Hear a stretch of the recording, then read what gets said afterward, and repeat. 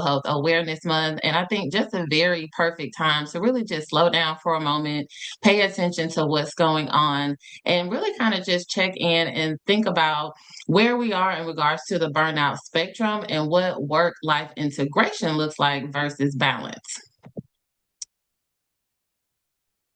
All righty. So, I know Danielle kind of gave a brief introduction, but I am a licensed mental health professional. I've been in the field for the last 20 years, and then the last 8 years, I've been a full time entrepreneur. I own a private practice here in Houston where I work with pretty high functioning, mainly women, but high functioning professionals just on managing everything that comes along with success. There is a certain level of stress that comes with success, but it doesn't mean that we have to sacrifice our well being and ourselves to be able to get that. So I work one on one with individuals, professionals, and then I also curate wellness events here locally as well. So, our main takeaways today, I want to make sure that you're walking away being very clear on what the early warning signs of burnout look like, how to implement really practical boundary setting strategies, both at home and in the workplace. Let's look at our stress management, right? Stress is a normal part of life to a certain extent, but how can we manage that better? And then what are sustainable ways that we can be productive again without having to sacrifice ourselves and our well-being? So we have poll number one. Danielle, if you can pull that up. But I want to just kind of check in with you. I wasn't able to see the results of the earlier poll. But if you can put into the chat, what is just one word? If we have to look at we're 5 months into 2026. What one word kind of overall describes how you've been feeling so far this year? Oh, okay. The poll popped up. So you can answer that question. Just kind of being honest, where are you right now? Do you feel that you're tired even before the day starts? Are you noticing that you're having a hard time relaxing, especially without feeling guilty? Do you keep saying, I will, I'm gonna slow down, I'm gonna take that vacation, I'm gonna take time for me after the week or after things slow down? Or do you just not even know what balance looks like anymore? Let me know.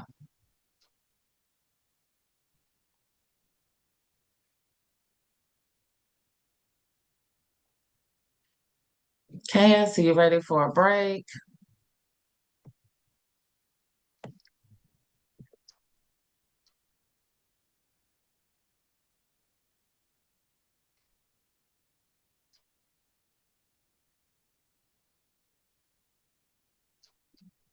Ready for a Oh, break. I'm ready for a breakthrough. mhm. Some of us just tired. Yeah.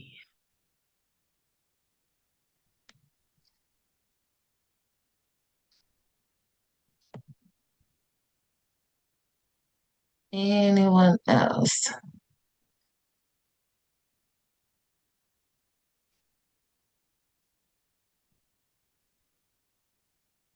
Okay, looks like we need to prioritize a little more, kind of get balanced. Okay, so this is actually pretty interesting. We're equally split. Okay. All right. So let's just start with what exactly burnout is. If you have experienced burnout for whatever definition you think that is, go ahead and put burnout in the chat.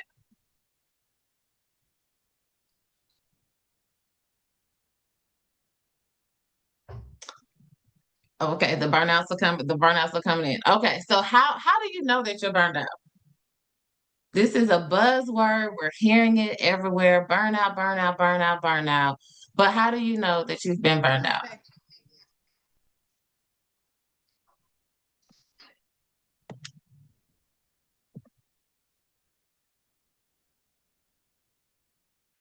So I'm seeing a lot of the tired, dropping the balls that I normally wouldn't have. That's a good one. Loss of motivation, unfocused. When you feel there's no end. Yes, yes, yes, yes. So, burnout essentially is when there is emotional, mental, and physical exhaustion due to prolonged stress, right? So, working hard doesn't always equate to burnout. The burnout happens when we are extended beyond our capacity, when we're not setting boundaries, and we are giving more than what we have. So, it's literally as if you are trying to drive your car, the gas is on E, like there is no more gas in the tank, but you still keep trying to go, right? That's what that burnout essentially looks like. Now, here's the key: burnout tends to be very slow and gradual. It's a slow process, it's nothing that happens quickly. But a lot of times, people don't even realize they're burnout until we're in crisis mode. Like you said, there's some significant things maybe happening to our health. It's starting to impact our work performance. We're kind of snapping at everybody, right? This is not about, it's not a personality trait. It's not like, oh, I can't work it hard anymore. I don't want to be burned out. We're just beyond our level of capacity. So let's really look at the warning signs. And you all let me know, for those who indicated that you've been burned out before, which of these you've experienced. So we talked about being very snappy and irritable. Everything is just starting to get on your nerves, even very small things that you normally wouldn't be bothered by. The brain fog, where you're noticing it's hard to either focus or even just make decisions. Some of you all mentioned the low motivation. Sometimes the things that you would normally be able to get up and do, if it's your hobbies, the gym, maybe going the extra mile, you're just noticing that you just don't have the energy or even the desire anymore. Even when I'm working with my clients, the headaches and migraines is something that shows up a lot. Right, we're really, really stressed, and so it's impacting us in that way, especially when we're not drinking our water.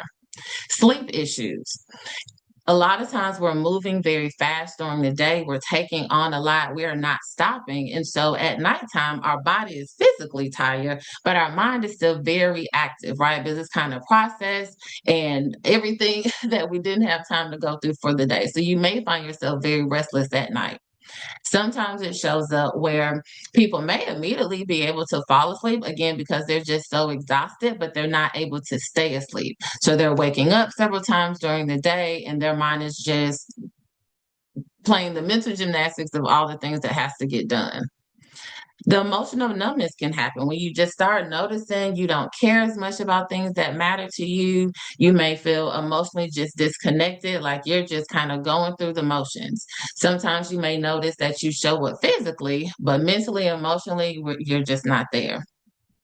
The panic and anxiety can show up when you're burned out because there's a lot of things going on. You may feel like you're going to forget something, and there's this constant sense of urgency that everything is important that has to get done right away. Spark, I think you mentioned the resentment. And then the last thing is this hopelessness, this cynicism, because you just really start caring, or you may feel like there is no way out. You can't leave the job because they might be paying you well, or you need it, or there's no other option. So let's talk about practically how it shows up in both areas of our lives. So professionally, you may notice that Sunday night, you're getting really, really anxious, or you may have a more difficult time falling or staying asleep because you're anticipating what Monday may look like.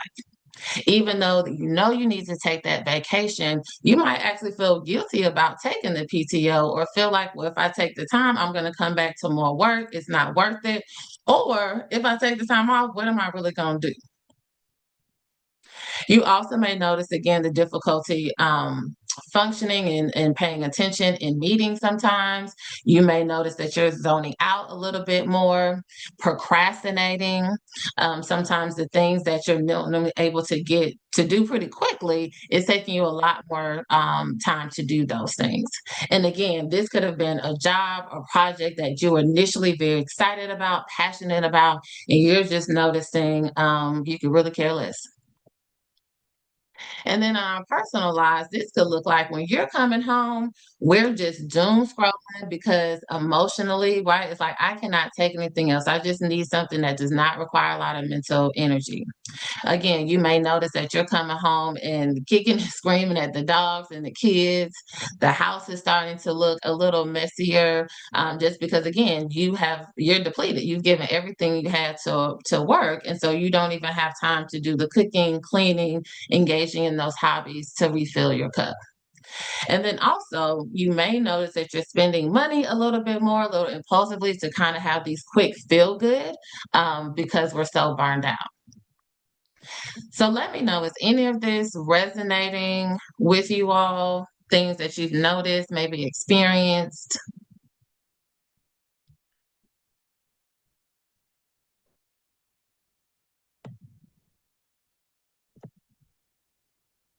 Okay. So there are actually 12 stages of burnout. That'll be a little long for today. So there is a condensed five-stage model of burnout. So the first one is that honeymoon phase. Again, right? This is where you're really excited about the new job, the new project. You have high energy. Everything is going well.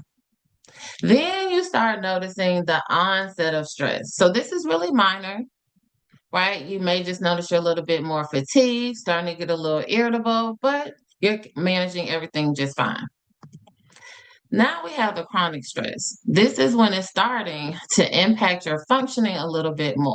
So those sleep disturbances we talked about, the anxiety, difficulty focusing, but now full burnout happens. And this is where other people are able to start noticing, especially in the workplace, a decline in your productivity and your performance, right? You may have gotten that meetings. It's like, hey, we got to come in and talk about it. I've, worked with clients where when they've gotten to this point, now they're having that conversation for like a performance improvement plan at work, right? And then if we don't leave, if there is no resolve, then there's the habitual burnout, the chronic burnout, where now it's starting to impact your health. So think about where you currently are in regards to these five stages of burnout. Are you in a really good place? Maybe haven't experienced any burnout yet? Or are you noticing you may be on level two, three, four, or five? Let me know in the chat.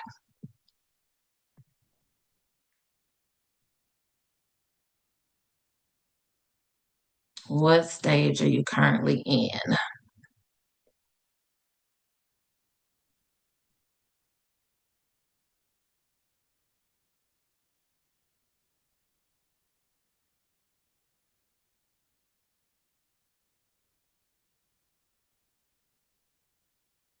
Hmm. So it looks like you all are between, I see some two, threes, and fours. Okay. And yes, Brandon, the first year of starting a new business is very hard. Very, very hard.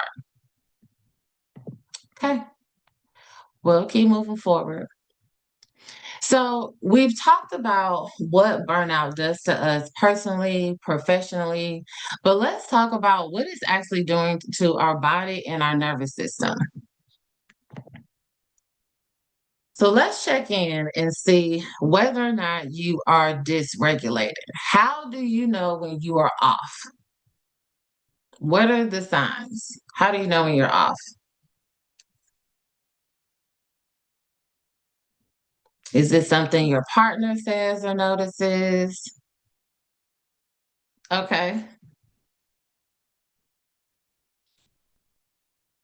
Brandon, what do you think your wife sees when she tells you that you're off or dysregulated?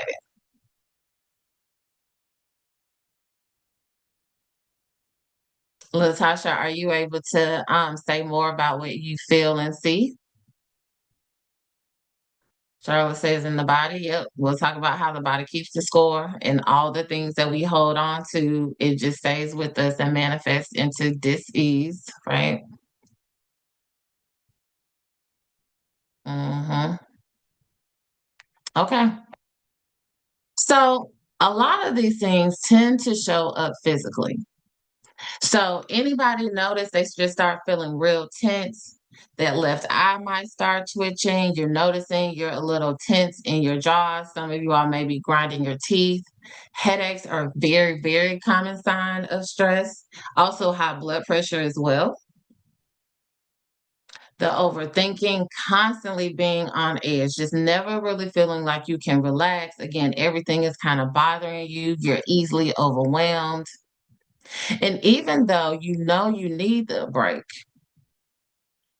we may feel that rest either has to be earned. I haven't done enough to earn this, or we may feel guilty because there's still a laundry list of to do things, right? And so, how dare I sit here and chill and relax when I know I have a lot of other things going on?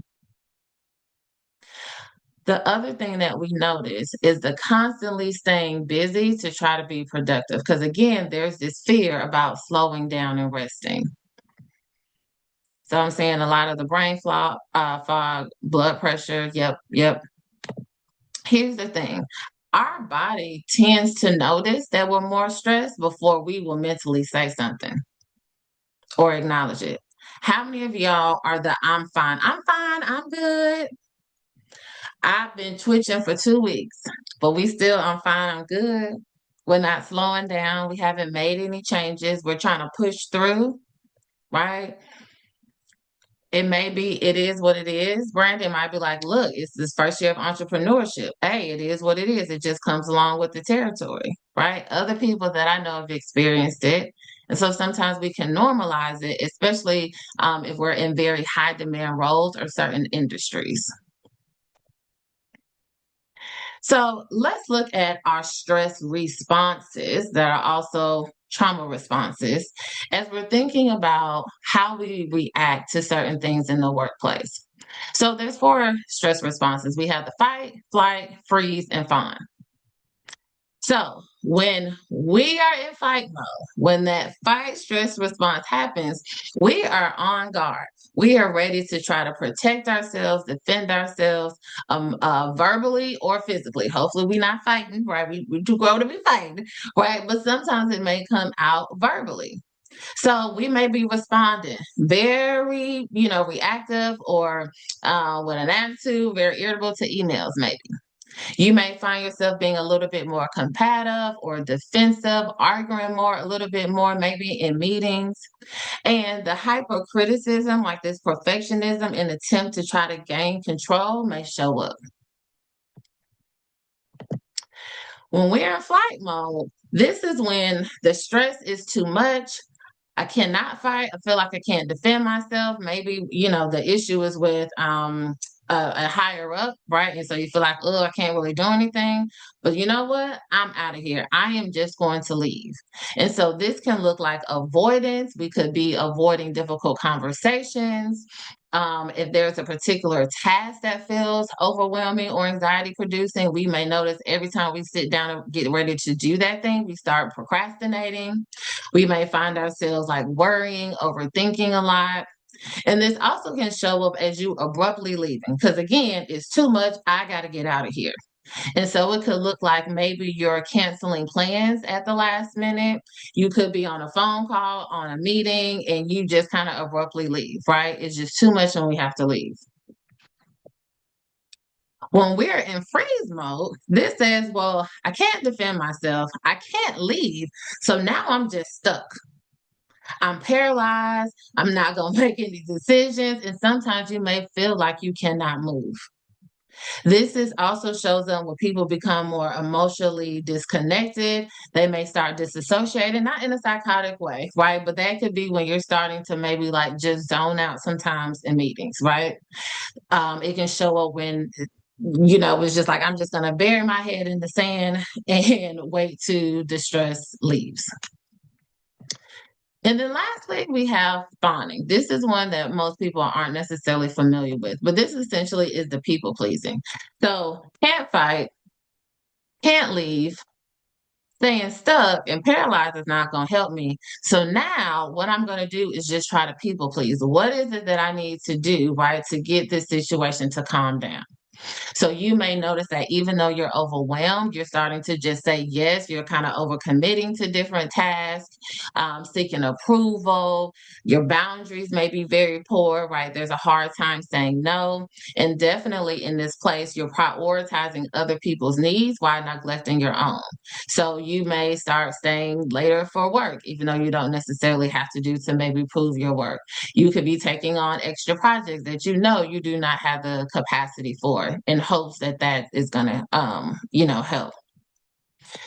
So let's put up the second poll to see in the workplace, what have you noticed is your default stress response? Now, granted, different situations can bring that up, right? It could be a certain task that you notice, maybe you freeze, but if you're a manager in leadership role, maybe when it comes to having very hard or difficult conversations, maybe write-ups, you may notice that you have a different response. But in general, what do you feel like your default is? Fight, flight, freeze, or fawn?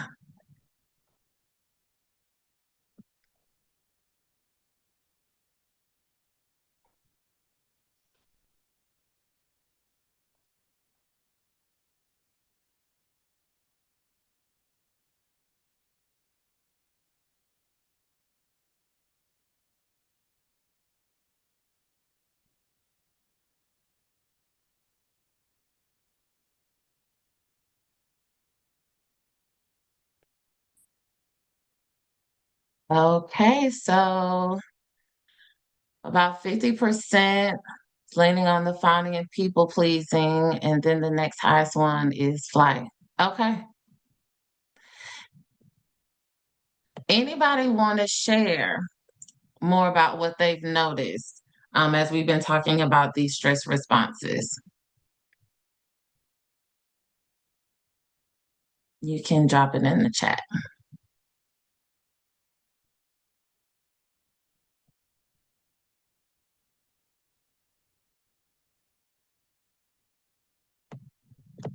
Okay, we'll keep going. Yep. So we've talked about what burnout is, how it impacts us mentally, physically, personally, professionally, what that trauma stress response is. Now let's talk about my favorite B word, which is boundaries and what sustainability actually looks like. So there's different conversations about workplace balance, I think what we've traditionally been told, and now this movement towards workplace integration. And so it's like, what really is the difference? How do I know what is best for me? So with balance, it's this separate but equal, meaning there's a lot of fixed structure schedule. So we have to go back to 100% of your time. It could look like 25% is at work, 25% is with my kids, another 25% is here, right? There's an equal amount of your time. There's clear stop times. We're leaving work at work, and it's really a balance. The problem with this, though, is that it's not flexible. Real life doesn't always work that way, especially when you're in high demand roles, or you notice that based on your industry, there may be seasons where it's higher or lower, right? So let's say you're a CPA. We know during tax time, you all schedule is a lot heavier than, possibly other times in the year. With integration, it's a lot more flexible. So instead of, well, I'm leaving work at work, and again, it depends on what it is that you do. Your work may not need to follow you home, right? The other reality is that it may look like I got to take this work call as I'm driving to go pick up my kids from school. Integration also looks like instead of divvying up your time equally in different areas of your life, we may need to look at in this current season, where does my energy require me to be at this time? For instance, I have some clients who are law students, right? It's a temporary time, but for those 3 years, the majority of their time and energy is going towards law school. So you may see during that time that they don't have a lot of self care. They may not be spending a whole lot of time with their friends and family. It's still important. We still have to weave that in there, right? But during that season, it ain't going to be a whole lot of balance, right? Their energy is in one direction based on maybe the ages of your children, what's going on. There may be a heavier focus during that season towards family, and work may kind of be on autopilot. You know what you're doing, you're kind of comfortable in your role, and the focus is on family. The key here is, what does flexibility look like? What does intention look like?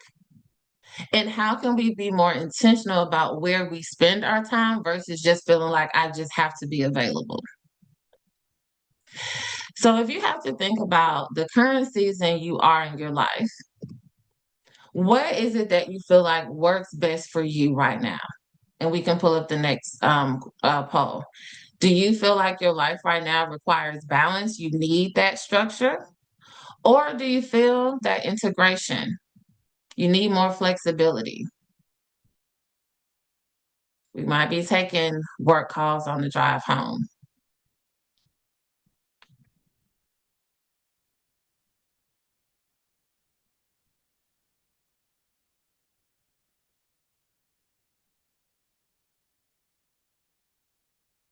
And understand there's no wrong or right. It's just whatever works best for you. So Sparkle says, I need a combination of both. Okay. And I'm curious if that actually means integration.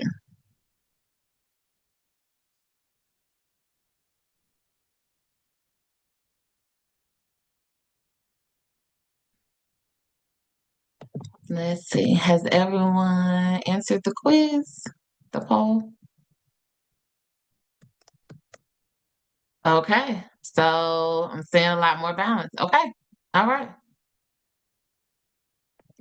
For those of you who picked balance, are you able, if you're comfortable, just drop in the chat, what about the balance works for you?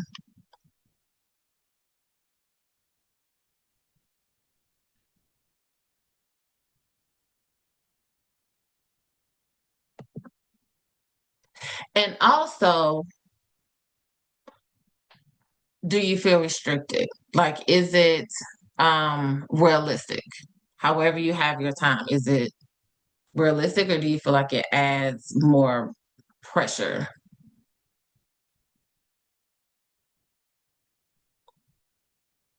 Good, Charlotte. Yes, we will definitely be talking about self-care and what that practically looks like.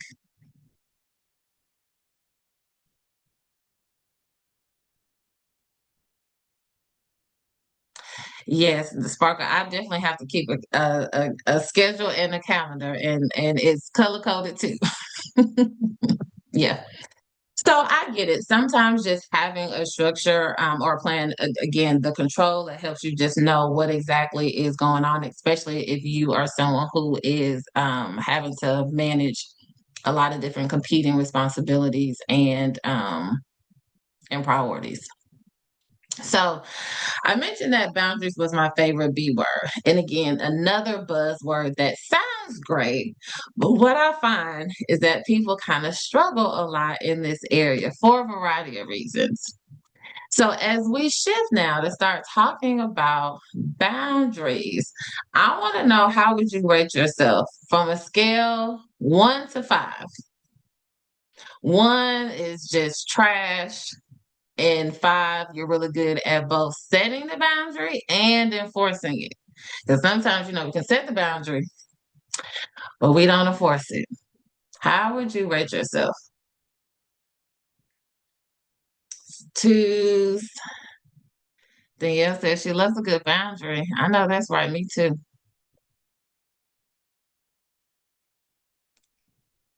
Charlotte says 7. So you off the chart? You passed 5? That means Charlotte needs to be teaching the next lunch and learn on boundaries. Okay. And we have some eights. Okay. All righty. So let me go back for a second. Boundaries are vitally important no matter what area of life, and we have to have them in the workplace, personally, in our different relationships.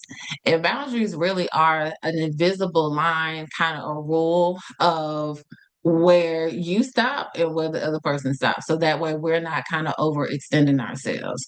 And there are seven different types of boundaries.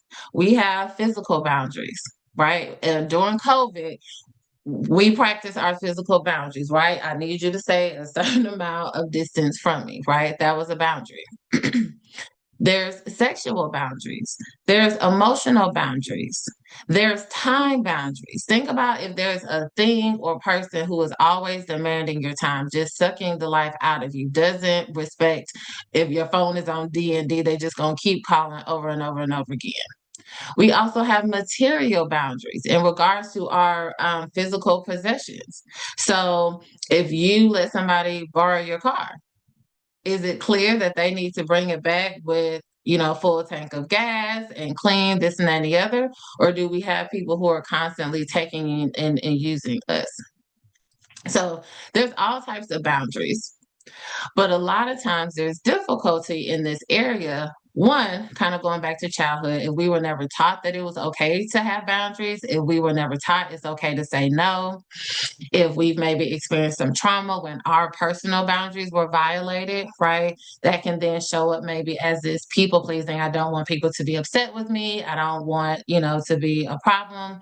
So I'm just going to people please them and I'm going to say yes. Where you find that, other people may be happy and good, but somebody used the word resentful before, or you're noticing that you're being taken advantage of, or, you're always betraying yourself.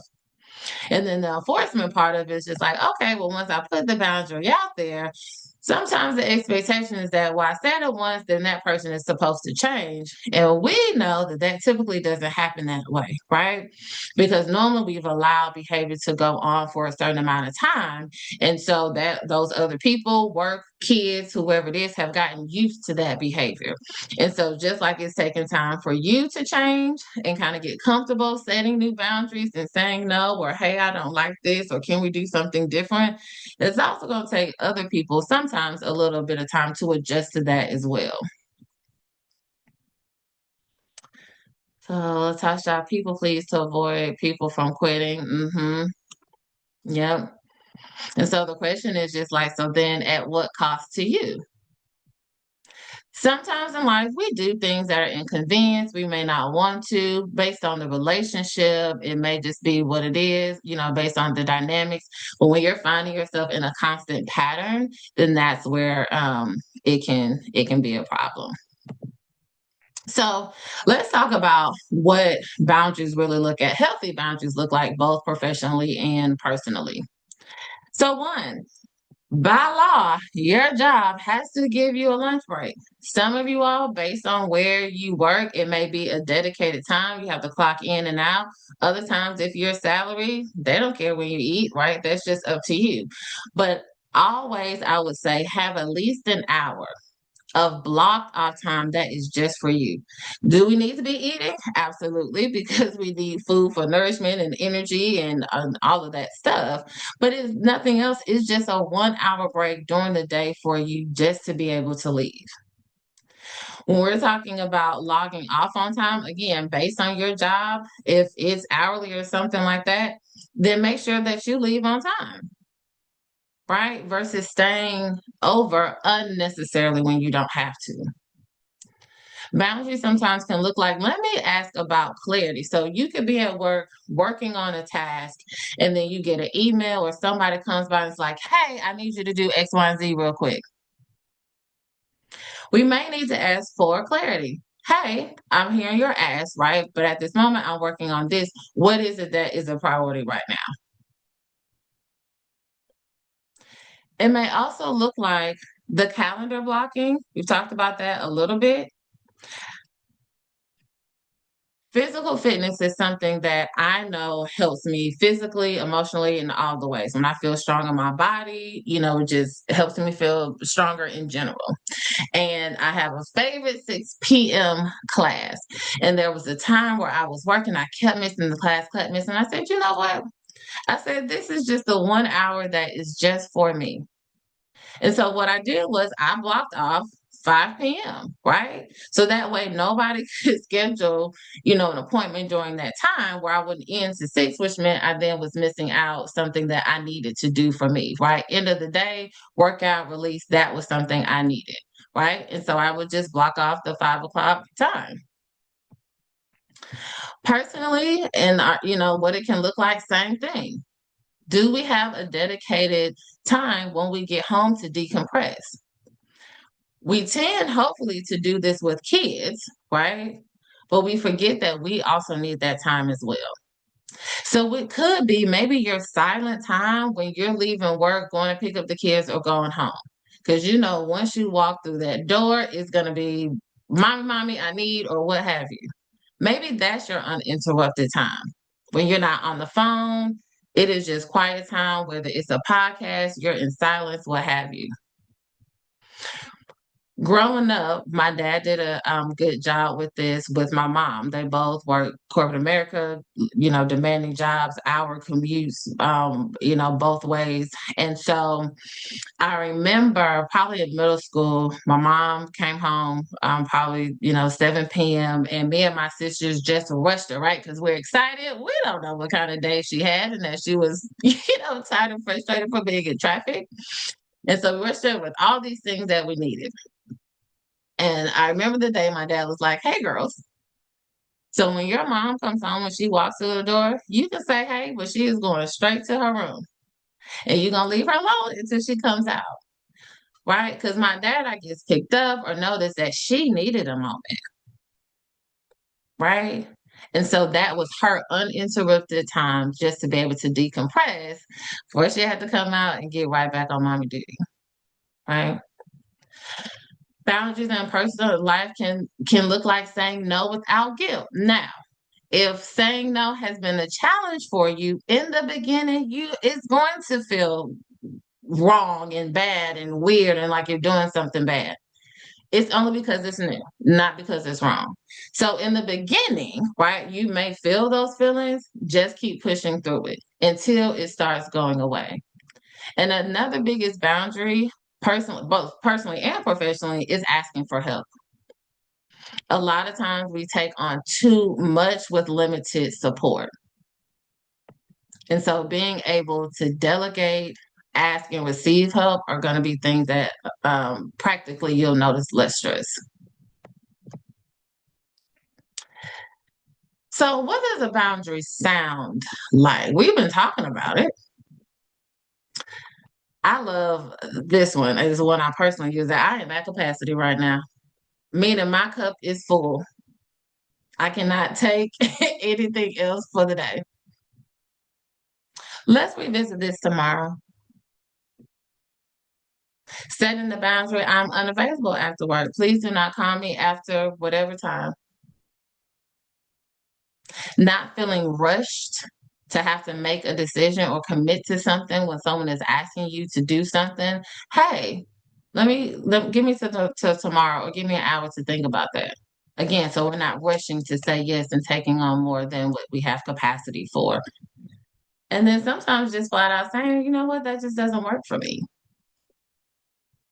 So while no is the complete answer, and that does not require explanation, the reality is that in some situations, depending on how you say it, no can feel harsh. Or depending on who we're talking to, we might not be able to just tell them no like that. But there's tons of other ways to be able to say no without saying no. So I love to hear from you. Some of you all mentioned that your level of boundary setting and enforcement was at a 7 and an 8. So drop in the chat, what is your go-to line when you need to set a boundary? Mine was, I'm at capacity. Let me know what yours are. Not right now. Because again, it's not saying a hard no, right? It's just not at this moment. It could be an hour, it could be tomorrow. I can get to it this weekend.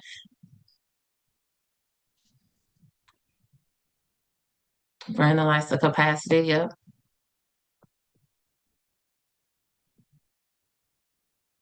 I'll see. Okay.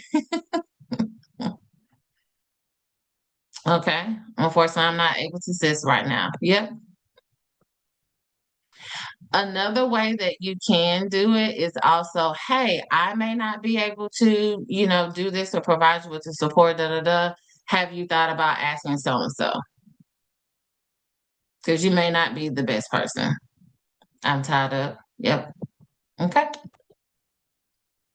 So you can take a screenshot of this slide if you would like, but I wanted just to include some reflection questions as we continue to move through the month of May, which is my mental health awareness month, and then just also throughout the year to think about what are the things that are draining you the most right now?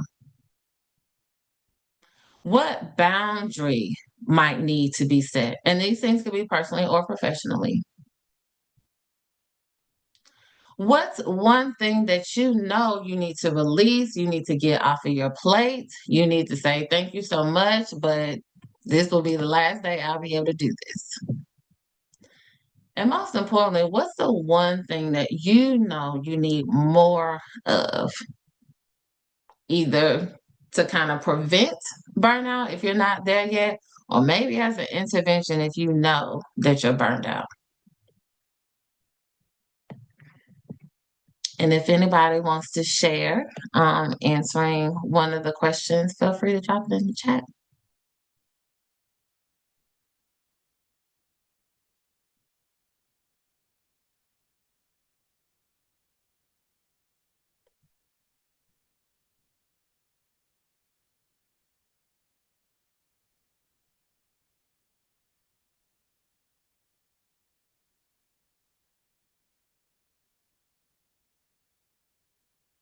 Spend time to self, to rest. Mm,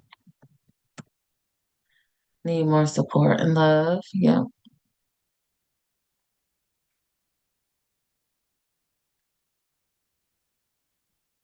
Okay. So now here's the fun part. As we, start wrapping up, how do we manage the stress?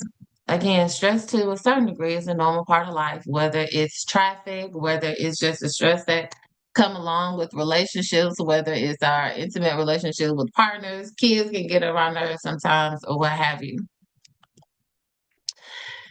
Here's something I want you to think about. We've all heard the phrase, you can't pour from an empty cup. You got to put your mask on first. But we ain't gonna do it if we keep pretending like our cup is full, right? This is where we have to shift and look at what is it that we're actually gonna do now.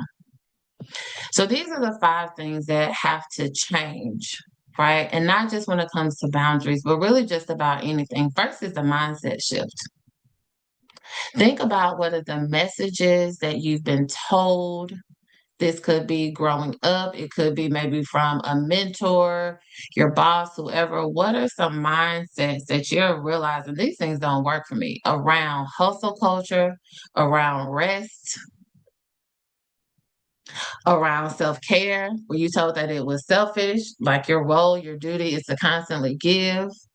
What are the mindset shifts that need to change first? Because once that happens, then body follows.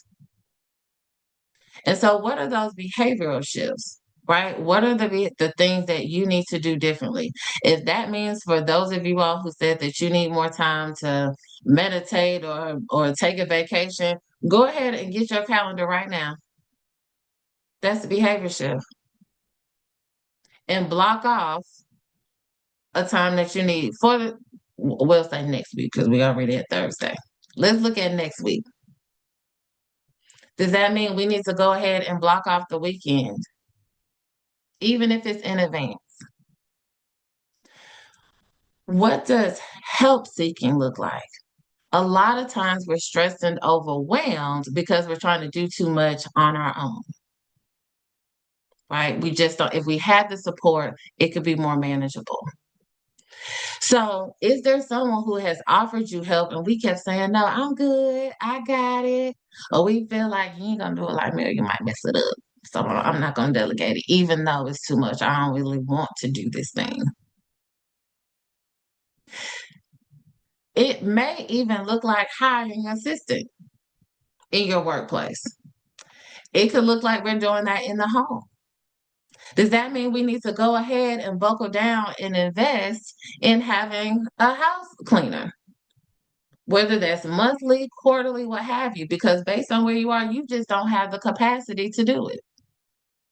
It doesn't mean you're lazy or any of that, right? We're talking about energy management. Boundaries. What are the boundaries that need to be set either with yourself or with other people? Sometimes the boundary issue is not other people, it's us. We doing too much. We saying yes when we need to say no, right? Because our own people pleasing, fear of making people upset, whatever that looks like.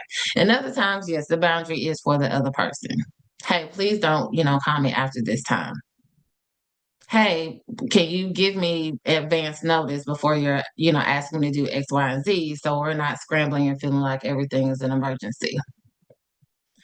And then lastly, one of the topics that I teach on is the emotional intelligence. And that is kind of going back to the stress responses. What is our personal emotional awareness of what's going on, what makes us tick, our triggers, our own ish that we haven't worked through that kind of manifests in different areas. And then how are we expressing and communicating through that? Right? Are we expressing very aggressively irritable when we're in that fight mode? Are we expressing by avoidance? We're just not going to talk about it. Is your expression showing up in people pleasing? I just want to make it right. Or do we just say nothing?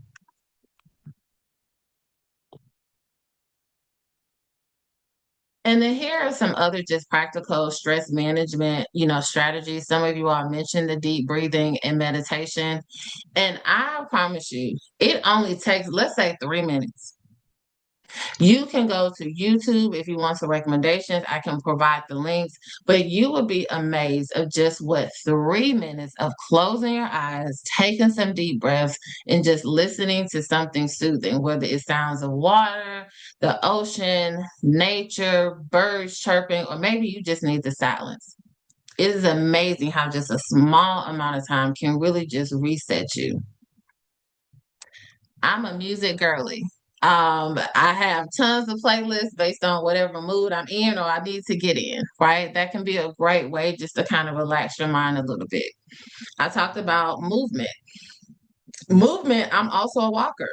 I work from home at least twice a day just to be able to get out of the house, get some fresh air, get in the sun. And it also gives your mind a break from typically, staring at computers all day long.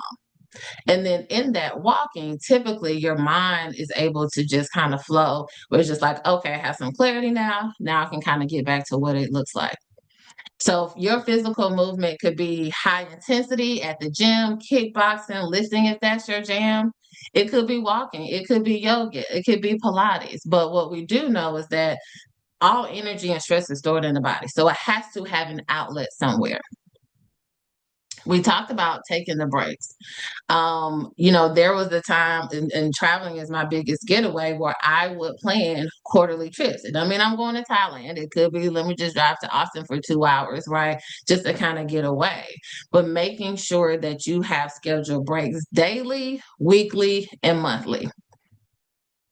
Some of my clients, Sunday is their absolute rest day. They do not do a thing on Sunday. That's their one day that they focus on them. So just figure out what it is that you need, what you have access to, and what's realistic. And then lastly, the keys for sustainable productivity, right? We don't want to hit everything real fast and then we die out the end. So think about prioritizing. And one of the things that I do, because again, I need my calendar, my to-do list, is when you're feeling overwhelmed, get it out. Just write everything that you feel like is on your mind or all the to-dos, and then actually go through that and then prioritize it. So for today, what are no more then three things that I need to get done. I know your list at 20, but that's what we get overwhelmed because we're trying to do too many things that we actually don't really have the time for. And then we pressure ourselves and get anxious as if we haven't done something correctly. A lot of high performers are also high achievers, which means that they have high expectations for self and other people. And sometimes the stress comes is because the expectations are unrealistic. We talked about asking for support. We can't do it all on our own. Knowing your limits, right? And your limit may change based on what's going on. For instance, if you were sick with the flu, your level of capacity is going to be much tighter than when you're physically healthy, right?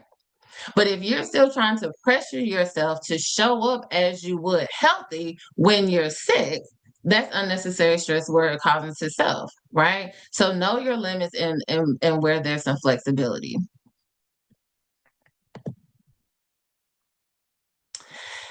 And as we wind down, I want to leave you with this. Again, we're about change moving forward. So think about what your burnout prevention is if we're not there, or the intervention if we're already there. The commitment that you're going to make for yourself. And you can take a screenshot of this slide if you need to. We're going to start next week. So starting next week, you will start doing what? What's the new change that has to happen? What's the one thing you're going to stop doing? What is the one thing that you will protect and the one thing you will prioritize? And for those who are open to sharing, I would love if you can drop your commitment in the chat. And for those who have a buddy, it might be a great way to hold each other accountable. What's the commitment you are making towards yourself?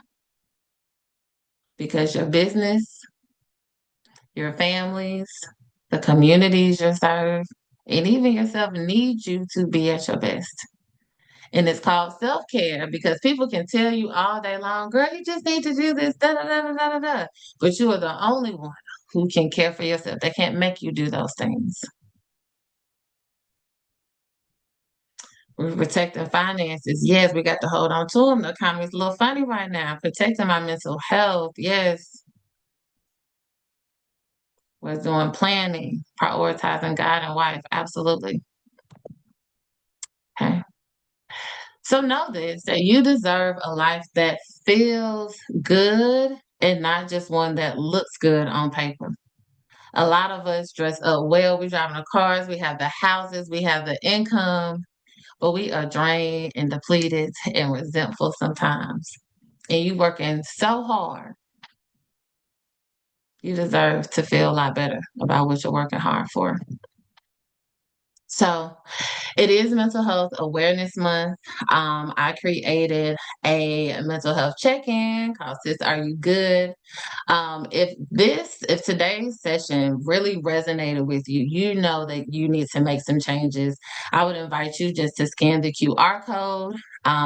It's a free quiz. You'll get the results. They can just give you more information about what areas your cup is a little low and where it needs to be filled. And lastly, outside of seeing clients one-on-one for therapy, this is kind of the space that I met Danielle in regards to corporate wellness and leadership development. But I love continuing to do workshops and trainings on burnout prevention, emotional intelligence, workplace wellness, and sustainable leadership. So I would love to stay connected with each and every one of you all. You can scan this QR code. It will go to my Hi Hello business card. So you'll have access to my website, email, LinkedIn, and all of the socials. And I think we have 1 minute. If there are any questions, comments, I will open up space for that. And I appreciate everybody's engagement and sharing in the chat and really just being here today. Thank you for prioritizing you today. And yeah, that's all I have, love. All right. Thank you. Thank you. Thank you so much for joining us all the way from Texas to Ohio to help our clients, help our community, focus on their mental health and learn something new. I truly hope that you all have enjoyed today's session. I'm glad that you were able to be here today as well. Again, as Camila said, I enjoyed the engagement. I enjoyed the thoughts out loud. And I could feel you all are resonating with this session here today. So before you go, just have a couple quick questions here for you today. How are you feeling after today's session? Are you feeling empowered? Are you feeling motivated? More aware, overwhelmed, but hopeful or no change? No answer is the wrong answer. I want you to truly answer from your heart and from your mind about how you're feeling after today's session. I'm feeling a little bit lighter. It's always good to be reminded of taking care of yourself and recognizing the signs. Absolutely. As you are participating in that survey, as you know, the Minority Business Assistance Center is hosted at the Columbus Urban League, and we are a free resource to helping you with your business, rather as scaling it up, rather as growing, rather talking through some of your pain points or talking through some of your visions. We are here to support you at any time. We are by appointment only, and you will receive an email about how you can continue to connect with our advisors, whether it be our certification specialists, our business advisors, our financial coaches, or continue to keep engaging in sessions such as today. And if you go to our Eventbrite, we have a few in-person workshops coming up. So continue to keep engaging here with us. All right. So before I let you go here as well, I have another quick question here for you too, just to continue to just understand where you all are after today's session. As I am pulling that up. All right. Camilla did a great job of just bringing this up here to you all. What are you going to do after today? And now that you know what burnout looks like and some ways to integrate wellness into your everyday lives, did today's session help you think about that more clearly, somewhat, not much, or not at all? Hopefully you were able to take lots of great notes. As housekeeping, as we're ending this up, you will receive a recording of this session here today and continue to be connected to Camilla. She still has her QR code on the screen, but if you missed it by chance, I will ensure to get you those additional resources so you can continue to connect with her. We thank you all for joining us here today. Again, if this is your first time here, welcome. And if it isn't your first time here, welcome back. I see some friends over here from our Athens Center, and we appreciate you all for joining here. Take care of yourselves and happy Mental Health Awareness Month. Thank you. Thank you.